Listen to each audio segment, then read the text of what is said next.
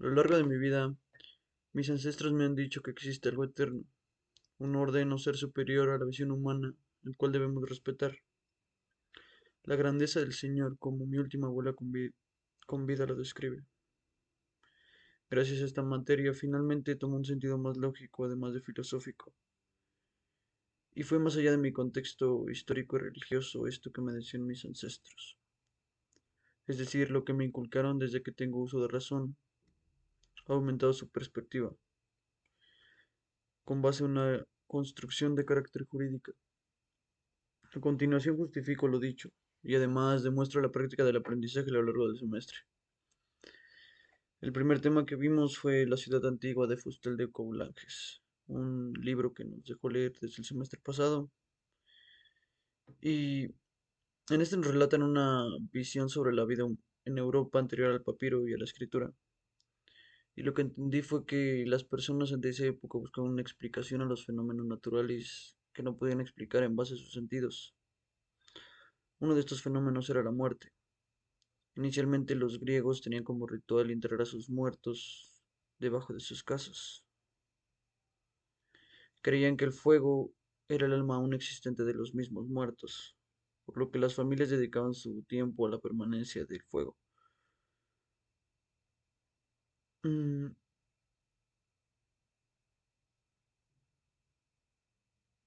lo que conlleva a que consideraran a sus muertos o sus ancestros como dioses, y a los fenómenos naturales tales como la lluvia y sus truenos o la fertilidad de Afrodita como referencia de lo que no podían explicar con relación a sus sentidos. Tengamos en cuenta que estos tiempos no tenían una tecnología inferior a la actual y evidentemente no puedes juzgar decisiones o rituales del pasado con conocimiento del presente. Lo anterior lleva a que el mundo con el mismo paso del tiempo se ha ido entendiendo de manera diferente. Podemos ver otras culturas alrededor del mundo y todas buscaban esa entidad llamada Dios, solo que la nombran con diferentes nombres o diferentes conceptos, además de que le rinden culto con diferentes opciones o con diferentes entidades que tienen. Y bueno, básicamente es lo que nos aporta sobre la cultura griega, el libro de Faustel de Coulanges. El siguiente tema visto fue los presocráticos, que pues se conecta con el tema anterior, y estos dos se conectan con los que siguen y con los que siguen y con los que siguen. Pues debido a esto, una disculpa, tuve un percance, pero como decía, el siguiente tema eran los presocráticos que tienen un nexo con todos los temas vistos en el semestre. Todo esto nos lleva a una construcción jurídica, como ya lo dije. Pero los presocráticos, que es una visión entendida antes de Platón y sus diálogos, nos tratan de entender el mundo de una manera distinta a la ya establecida en esas épocas. Esta visión era un tanto retrógrada y no buscaba comprobar nada, sino solo llegar a un punto en el pensamiento en el que el ser humano se ponía como centro de todo y buscaban la explicación a los mismos fenómenos naturales que los antiguos, solo que con una visión diferente a que los dioses de- provocados en la casa fueran el centro de todo. Trataron de crear entes superiores en base a hacerlos como nosotros, similares. Y bueno, esto es un- una figura que podemos observar en muchas religiones, como la católica, o como la cristiana, o como la budista, en el que buscan crear una visión de Dios más parecida al ser humano. Y bueno, después sigue los diálogos de Platón en los que nos habla de su maestro Sócrates. Y Sócrates pues tiene muchas similitudes a la historia de Jesucristo, sí, pero también nos ofrece una visión diferente al cristianismo que nos pintan la mayoría de religiones dedicadas a esto. Mm, Sócrates, como no lo cuenta Platón, porque en realidad nunca existió como tal un algo escrito tangible por Sócrates, nos platica sobre una utopía, cómo sería una civilización si todos cumplieran con su papel e hicieran lo suficiente para que esta civilización pues trascienda más que ver sus intereses personales. Mm, Algo que me quedó muy grabado y que es el último tema sobre la nueva Atlántida de Francis Bacon. En su prólogo dicen que Platón puede tener todos los siglos del mundo de que haya pasado su obra y va a ser lo mismo. Sigue siendo moderno, su obra sigue siendo moderna y se mantiene vigente, pues nos ofrece una visión en cuanto te nutres de sus diálogos, nos ofrece una visión diferente a la que tenemos sobre una sociedad perfecta. Y bueno, después sigue Anaxímedes y que nos trata de seguir explicando el origen del universo o de las cosas que no podemos explicar con nuestros sentidos desde una visión en la que parte al mundo en cuatro elementos. Mm, Parménides y Heráclito son prueba de ello, pues siguen con esto de que el agua, la tierra, el fuego y el aire son elementos primordiales en la vida y que siempre existirán, aunque cualquier ser humano deje de existir. Con esto tratan de explicar nuestra existencia en el universo y que vivimos básicamente para apreciar todo ese conocimiento que nos dan los elementos básicos en nuestro planeta. Pero bueno, sigue Pitágoras, que lo vimos incluso en lógica matemática, es una personalidad que ha trascendido a lo largo de los años y nos ha aportado dimensiones de cálculo y conceptos para poder entender el mundo tangible de una manera más sencilla y más práctica para que de esta manera podemos reproducir nuestra tecnología hasta el punto de crear cohetes para llegar a otro planeta o analizar las estrellas o tantas ciencias que se basan en lo dicho por Pitágoras hace mucho tiempo. Y bueno, continuamos con Aristóteles. Aristóteles es un maestro muy bueno para Alejandro Magno, nos deja como prueba muy evidente las masacres que realizó Carlomagno para la conquista de Roma. Pero bueno, Aristóteles tenía una ideología que nos explica muy bien la ética de Nicomano. La ética de Nicomano habla básicamente de lo que Aristóteles quería para su descendientes, sus hijos. Y él decía que para alcanzar algún objetivo que tú tuvieras, tendrías que ser persistente, nunca desistir de lo que quieres. Y bueno, muchas personas han radicalizado esto, porque Aristóteles nos deja un sistema probatorio, que hay que probar las cosas para que las hagamos verídicas. Y esto nos ha llevado a grandes guerras como la primera, que era de demostrar quién tenía más arsenal, más gente y más devoción para la guerra. Igual la Segunda Guerra Mundial y tantas batallas que vivimos en Europa antes de estas masacres históricas que recordaremos por muchísimo tiempo.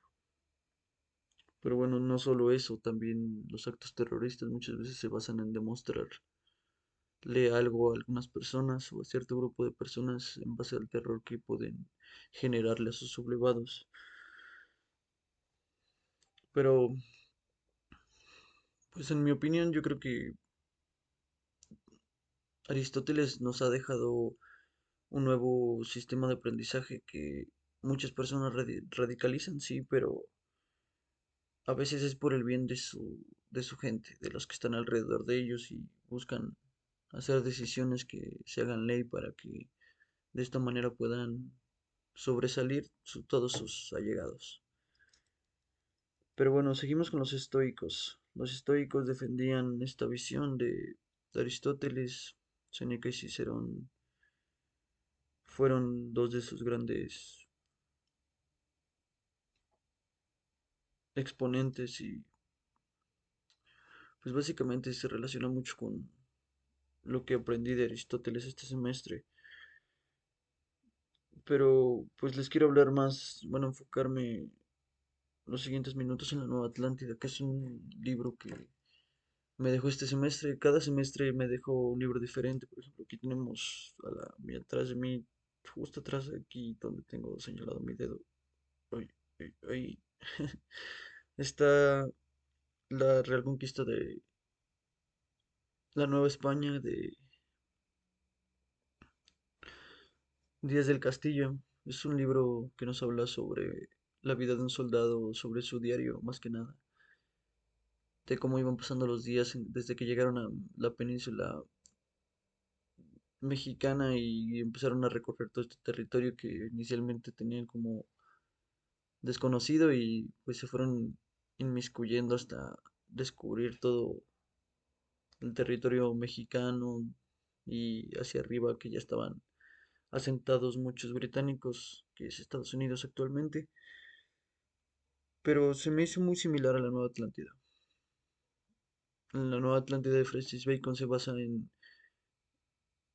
la ciudad del sol de mm, Francesco Campanello, no recuerdo muy bien el nombre, pero algo así. No, Tommaso Campanella era el nombre del autor de La ciudad del sol, que es en el libro en el que se basa Francis Bacon para escribir la Nueva Atlántida y básicamente trata sobre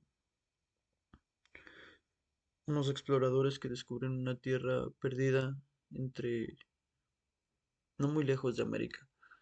Y en esta tierra tienen costumbres y tradiciones y una organización prácticamente perfecta que hace que esos exploradores que fueron se queden bueno, quieran quedarse en la ciudad. Incluso termina con que quede inconcluso porque nos describen todo cómo funciona esa sociedad, quiénes son sus sacerdotes, sus máximos líderes, sus estatuas, sus lugares. Y pues todo parece pintar bien para los exploradores y al final de cuentas te das cuenta que, bueno, primero quiero tocar un punto muy importante que es cómo la religión hace que las personas se unan solo de ver signos que son similares a los de tu religión, haces que haces, o sea, te hacen creer que esa persona es igual o similar a ti, que tiene los mismos ideales. Porque cuando llegan a esta ciudad ven el signo del cristianismo y se quedan con la idea de que ahí habían encontrado a Dios. O sea que había sido destino que una ciudad que nadie más había visto haya sido encontrado por ellos. Entonces fue como más el impacto hacia los exploradores. Les provocó un mayor impacto a ellos y por eso decidieron quedarse la mayoría y aprender sus costumbres y empezar a trabajar en esa sociedad. Pero como dije, al final del libro se queda inconcluso y te hace preguntarte muchísimas cosas, pues a lo largo de la trama nos demuestra que la sociedad perfecta nunca va a poder existir porque todos vamos a buscar nuestros intereses personales. Y esto nos va a llevar al final del día o al final del túnel a la extinción de la raza humana. Pues como hemos visto, poco importa actualmente una vida si está el dinero de por medio. Y Pues me podría extender muchísimo más, hablar más de los filósofos griegos que vi desde la prepa sobre la educación en México, pero prefiero cerrar con una conclusión breve y sencilla, pues creo que 15 minutos son más que suficientes para demostrar que aprendí muchísimo en este semestre. Y bueno, mi conclusión es que la religión te puede ayudar para muchos factores espirituales, tales como la aproximación de tu muerte o asimilar la pérdida de un ser querido, pero no puede demostrar las cosas realmente la religión. Simplemente es eso, espiritualidad. Mientras que la ciencia y la filosofía tratan de darnos una visión más amplia sobre la existencia de este planeta y la existencia de nosotros. Pues creo que los seres humanos nos hemos dedicado toda la vida o todo el tiempo de nuestra existencia a responder esas preguntas. Ay, pero bueno, en fin, este curso me sirvió realmente de mucho para mi lógica jurídica que trataré de cimentar más en el futuro conforme vayan pasando los semestres y pues no queda más que agradecerle al doctor Pedro por aportarme autores para mi enriquecimiento personal y pues hacerme cuestionarme a las cosas que pasan a mi alrededor. Pues creo que en muchas de sus clases, saliendo de ellas, salía con dudas, porque pensaba muchísimas cosas conforme pasaban los debates y conforme pasaban lo que decían mis compañeros, el profesor y pues yo mismo. Entonces, realmente aprendí muchísimo este semestre y espero haber poderlo demostrado en 17 minutos con 5 segundos, que es lo que llevo de tiempo. Y pues nada, sería todo de mi parte y gracias si me escuchó todo, si no, pues igual.